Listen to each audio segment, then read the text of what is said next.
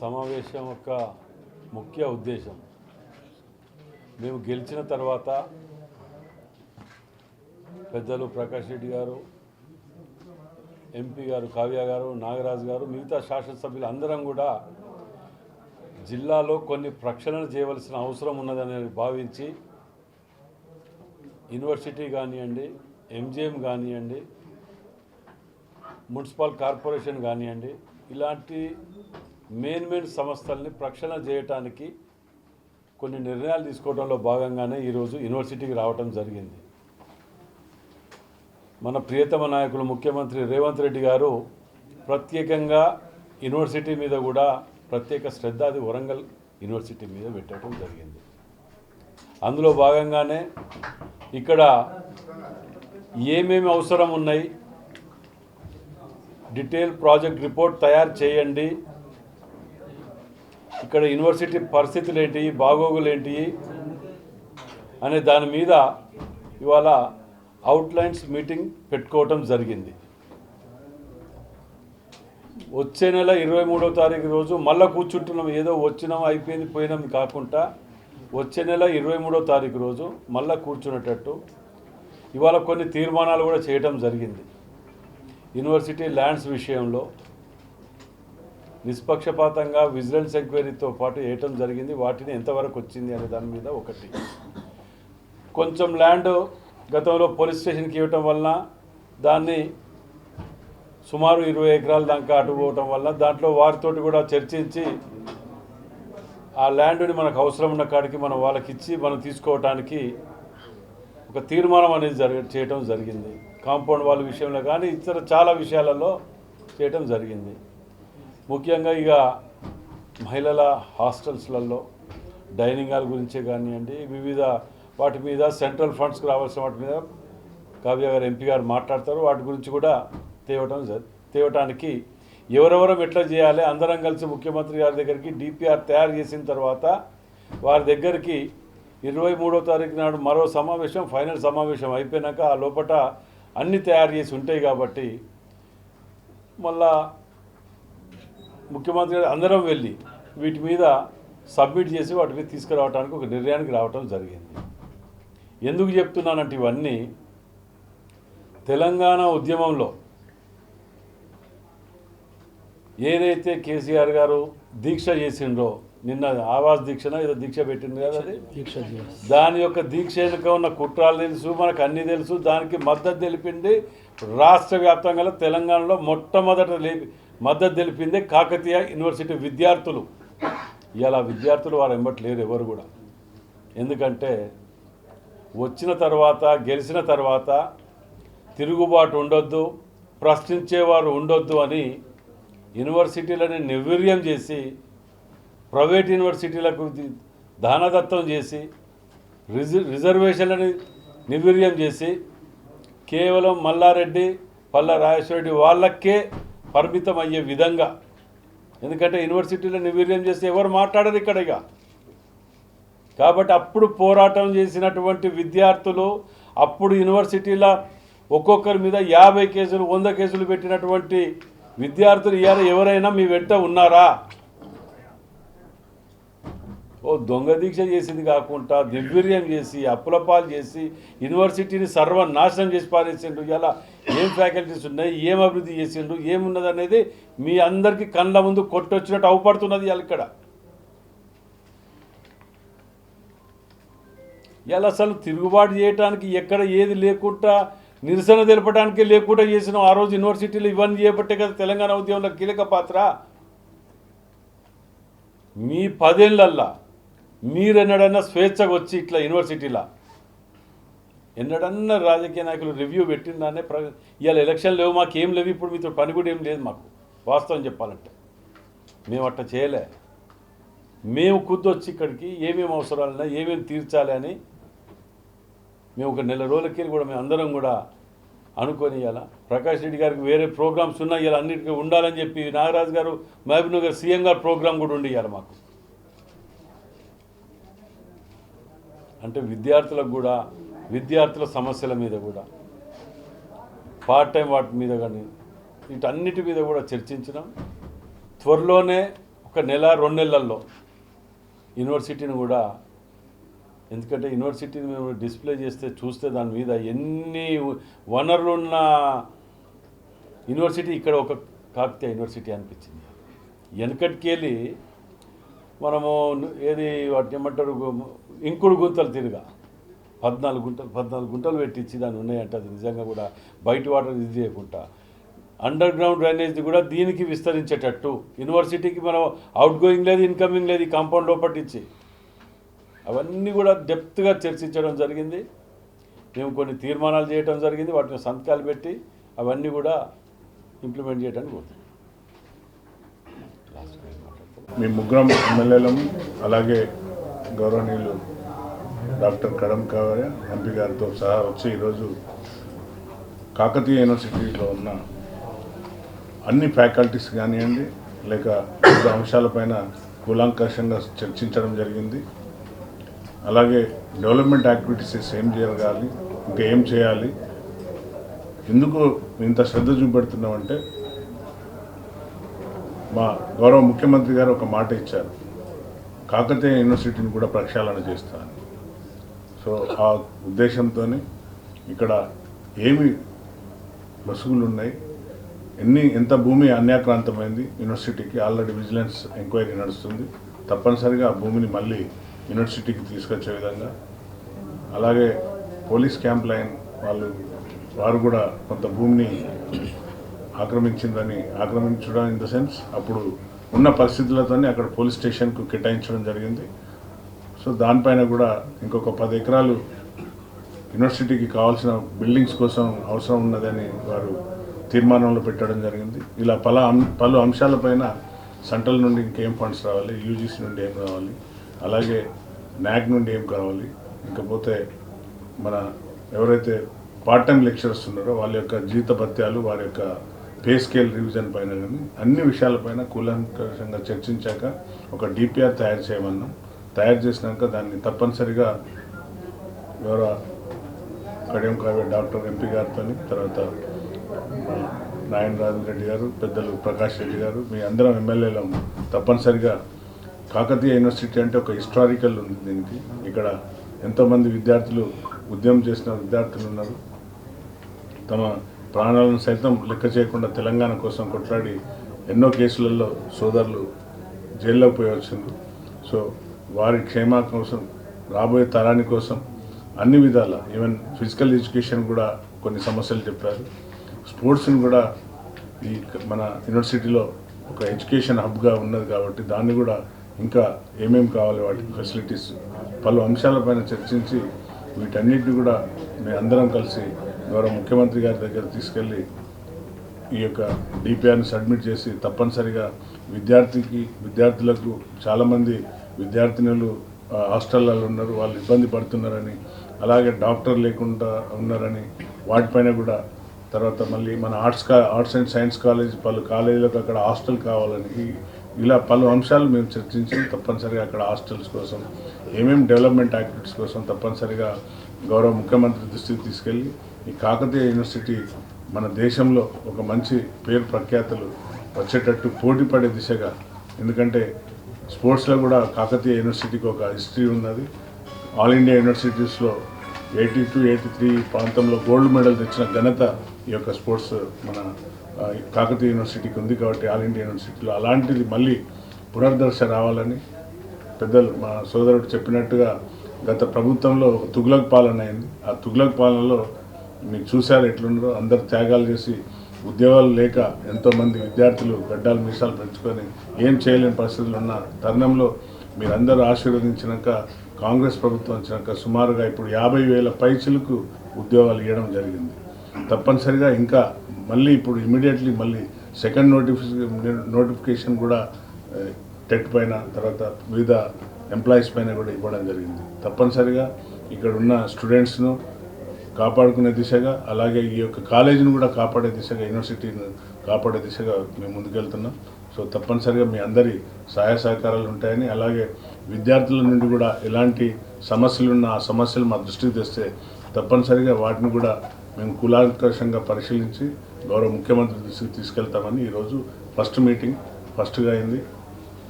మళ్ళీ రివ్యూ చేసుకొని తప్పనిసరిగా 2 months or 3 months quarterly at least ఈ యొక్క కాలేజ్ పైన యూనివర్సిటీ పైన ప్రత్యేకంగా దృష్టి పెట్టి ఈ మన యూనివర్సిటీని ఒక మంచి స్థానంలో తీసుకుపోవాలనేది మా యొక్క అభిమతం.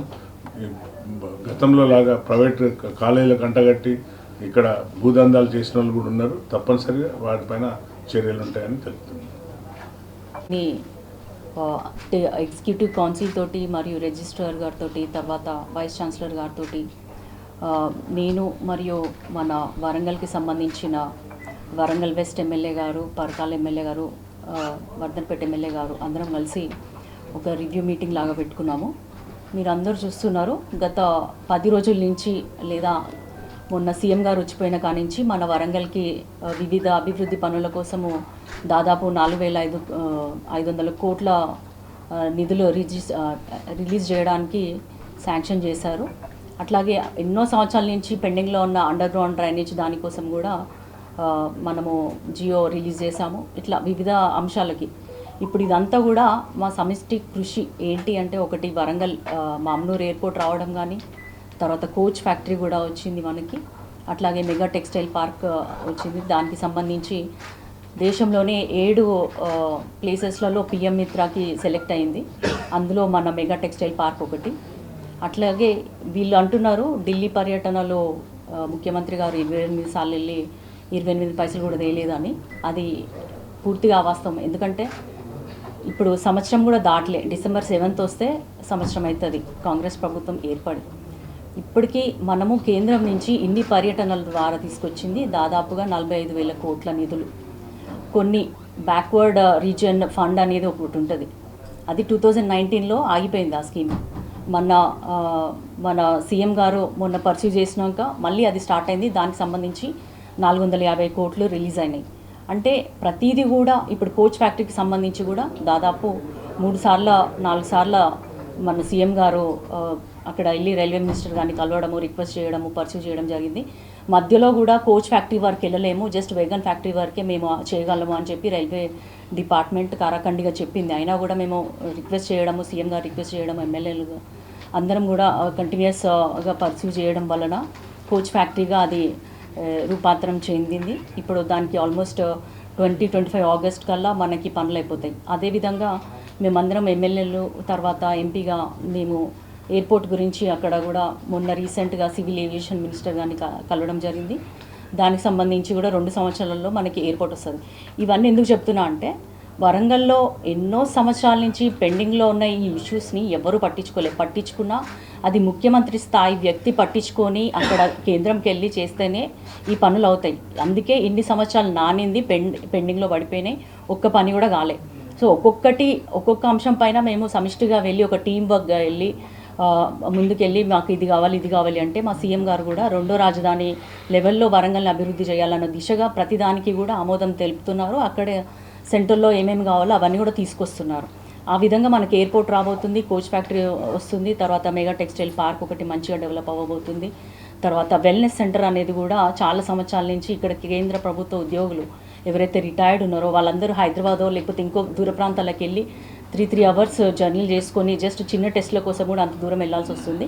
అట్లాంటి వెల్నెస్ సెంటర్కి కూడా మనకి మొన్న 2 days కింద వచ్చి ల్యాండ్ కూడా చూసి వెళ్ళడం జరిగింది, శాంక్షన్ అవుతుంది. అది ఆల్మోస్ట్ ఫైనాన్స్ డిపార్ట్మెంట్ స్టేజ్లో ఉంది. కాబట్టి అక్కడ కూడా మనకి వరంగల్లో పోస్టల్ క్వార్టర్స్ దగ్గర మనకి వెల్నెస్ సెంటర్ రాబోతుంది.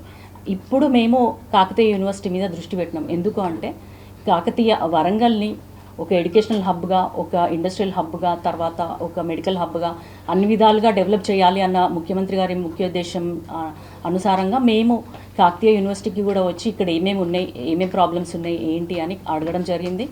దాని ద్వారా మాకు తెలిసింది ఏంటంటే ఇక్కడ వివిధ అంశాలలో ఒక పెండింగ్ ఉంది, తర్వాత కొన్ని స్కీమ్స్ ఆగిపోయి ఉన్నాయి, పిల్లలకి రావాల్సిన రియంబర్స్మెంట్స్ రావట్లేదు, తర్వాత ఇన్ఫ్రాస్ట్రక్చరల్ ప్రాబ్లమ్స్ డిఫాల్ట్స్ ఉన్నాయి. అంటే లైక్ కొన్ని బిల్డింగ్స్కి అమ్మాయిలకి హాస్టల్స్ లేవు, ఒక 2 హాస్టల్ బిల్డింగ్స్ కావాలి, డైనింగ్ రూమ్స్ కావాలి, తర్వాత అబ్బాయిలకి కూడా కావాలి.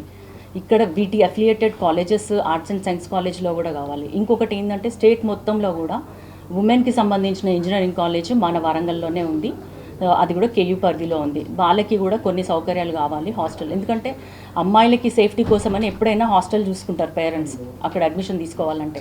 హాస్టల్ ఫెసిలిటీ లేదని చెప్పి చాలామంది వెళ్ళిపోతున్నారు. సో ఆ సమస్య కూడా మా దృష్టికి తీసుకురావడం జరిగింది. మేమందరం కూడా ఒకటే అడిగినాము, మీ వివిధ కాలేజెస్ నుంచి, డిపార్ట్మెంట్స్ నుంచి కాలేజ్ డీన్స్ వచ్చారు, ఫ్యాకల్టీ వచ్చారు, వాళ్ళందరికీ మేము అడిగింది ఏంటంటే మీ సంబంధిత కాలేజెస్లలో ఉన్న ప్రాబ్లమ్స్ ఏందో రిప్రజెంటేషన్ రూపకంగా ఇవ్వండి, తప్పకుండా మేము పర్సూ చేస్తాం. ఒక గ్రూప్గా వెళ్ళి సార్ వాళ్ళకి ఎట్లాగో ఎమ్మెల్యే గారికి అసెంబ్లీ ఉంది, ప్లస్ పార్లమెంట్ పరిధిలో నాకు కూడా ఒక స్కీమ్ ఉంటుంది పిఎం ఉషా అని. ఇదేంటంటే ఇట్లా హై ఎడ్యుకేషనల్ అథారిటీస్ వాళ్ళకి ఫండ్స్ ఇవ్వడం జరుగుతుంది, సెంట్రల్ ఫండింగ్. సో దాని గురించి నేను పర్సీవ్ చేస్తాను. అట్లాగే ఇక్కడ హాస్టల్ బిల్డింగ్స్ కానీ ఇవన్నీ కూడా ఇప్పుడు అసెంబ్లీ ఉంది, ప్లస్ మేము కలెక్టివ్గా కూడా వెళ్ళి సీఎం గారిని మళ్ళీ రిక్వెస్ట్ చేస్తాము, మీకు కావాల్సిన 1 month లోపు మాకు టైం పీరియడ్ ఇచ్చినాం మేము వాళ్ళకి. మీకున్న వివిధ కాలేజెస్లో ఉన్న సమస్యలు, హాస్టల్ బిల్డింగ్స్ కానీ వీటన్నిటికీ కావాల్సిన స్పోర్ట్స్ గురించి అన్నగారు అడిగారు, అవన్నిటికీ డీటెయిల్డ్ ప్రాజెక్ట్ రిపోర్ట్ ఇస్తే కనుక మేము సీఎం గారిని అడిగి ఫండ్స్ స్టేట్ లెవెల్లో తీసుకురావడం జరుగుతుందని చెప్పినాము. అదేవిధంగా మనకు దాదాపు 460 ఫ్యాకల్టీ కావాలి, ఇప్పుడు ఉన్నది ఆల్మోస్ట్ 75 మెంబర్సే ఉన్నారు. సో రిక్రూట్మెంట్ కూడా దాని మీద కూడా కాన్సన్ట్రేట్ చేయాలి అని చెప్పారు, తప్పకుండా చేస్తామని చెప్పినాము. పే స్కేల్ పెంచమన్నారు, అది కూడా చేస్తామని చెప్పినాము. అట్లాగే ఇంకొకటి వాళ్ళకి అన్ని యూనివర్సిటీస్కి దాదాపు 65 years ఏజ్ లిమిట్ పెంచమని అడిగారు ఫ్యాకల్టీ వాళ్ళు. సో దట్ ఉన్న ప్రొఫెసర్స్ రిటైన్ అవుతారు, కొత్త వాళ్ళకి కూడా కొంచెం వాళ్ళు గైడెన్స్ ఉంటుంది అన్న ఉద్దేశంతో దాని మీద కూడా మేము డెఫినెట్గా సీఎం గారిని అడగడం జరుగుతుంది. ఇక మిగతావి కూడా హెల్త్ సెంటర్లో ఇక్కడ దాదాపు 4,000 మంది స్టూడెంట్స్ ఉన్నారు, కానీ ఒక్క డాక్టర్ కూడా లేరు. పేరుకి హెల్త్ సెంటర్ ఉంది, రానున్న రోజులలో ఇక్కడ డాక్టర్ తర్వాత ఒక కొన్ని బెడ్స్ అన్న పెట్టించేసి లేకపోతే ఒక సిక్ రూమ్ లాగా with minimum basic medical amenities తోటి ఇక్కడ ఒక హెల్త్ సెంటర్ని కూడా డెవలప్ చేస్తామని చెప్పినాము.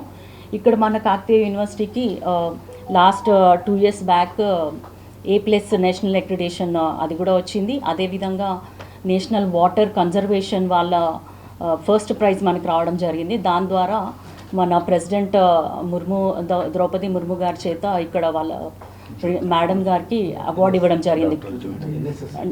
ఎన్ఎస్ఎస్ వాటర్ కన్జర్వేషన్కి కూడా వచ్చింది మనకు అవార్డు నేషనల్ లెవెల్లో, తర్వాత మన స్టేట్ లెవెల్లో. సో ఇన్ని మంచి ఎమ్యూనిటీస్ ఉన్నాయి. ఇంకా కాకతీయ యూనివర్సిటీకి చాలా గొప్ప చరిత్ర ఉంది. ఏంటి అంటే మన పివి నరసింహారావు గారు, దివంగత ప్రధానమంత్రి గారు, అట్లాగే మన కాళోజీ నారాయణరావు గారు, వాళ్ళందరూ కూడా పూర్వపు విద్యార్థులు, ఇక్కడున్న ఎమ్మెల్యేలు కూడా విద్యార్థులు. ఇన్ని సంవత్సరాల పాటు దాన్ని అశ్రద్ధలో అంటే చాలా నెగ్లెక్ట్ చేయబడింది. ఇప్పుడు ఇప్పుడు కొన్ని సమస్యలు తీర్చడం జరుగుతుంది, వాటిని ఏంటంటే వేగవంతం చేస్తాము. అట్లాగే ఈ యూనివర్సిటీకి సంబంధించి కూడా డెఫినెట్గా మేము ఈ టీం వర్క్ చేయడానికి కారణం అదే, ఇక్కడ ఉన్న ఇష్యూస్ తెలుసుకొని వాటిని పర్సూ చేస్తాము.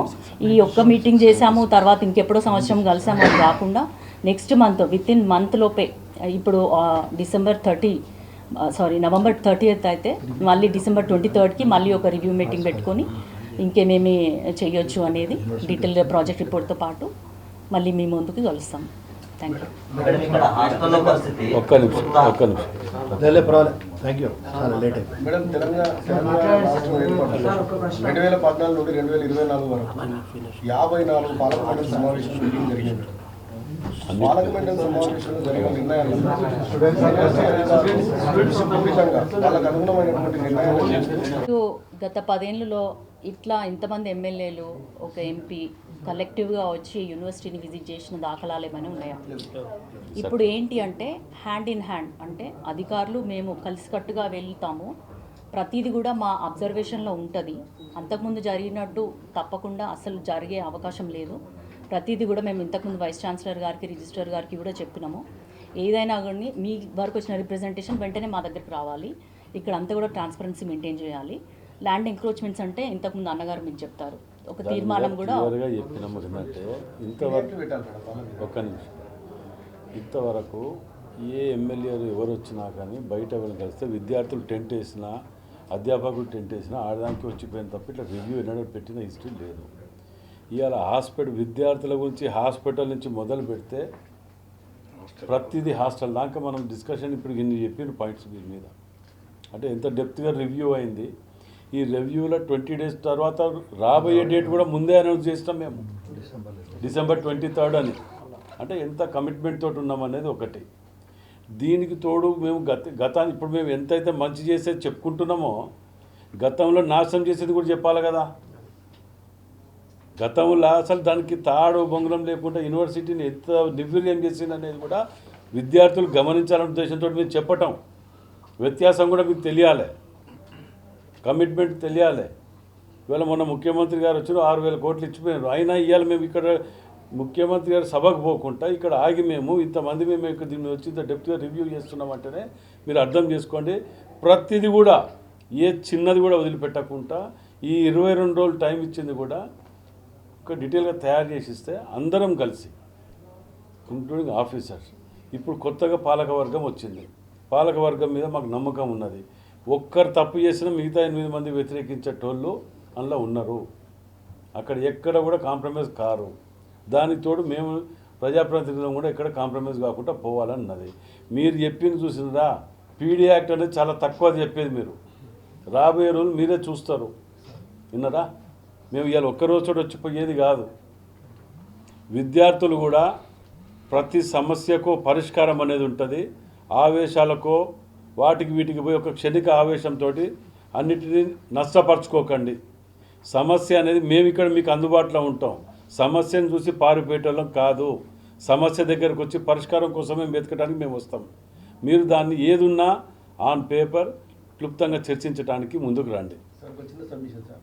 గతంలో ఉస్మానియా యూనివర్సిటీ విద్యార్థులకు మాత్రమే నామినేటెడ్ పదవులు కేటాయి గత 10 సంవత్సరాలు. తెలంగాణ రావడానికి కాకతీయ యూనివర్సిటీ ఉద్యమకారులు ప్రధాన కారణమని మీరు అన్నారు. ఈ కాంగ్రెస్ ప్రభుత్వంలో కాకతీయ యూనివర్సిటీ నుండి ఉద్యమకారులుగా ప్రాతినిధ్యం వహించిన విద్యార్థులకు మీ ప్రభుత్వం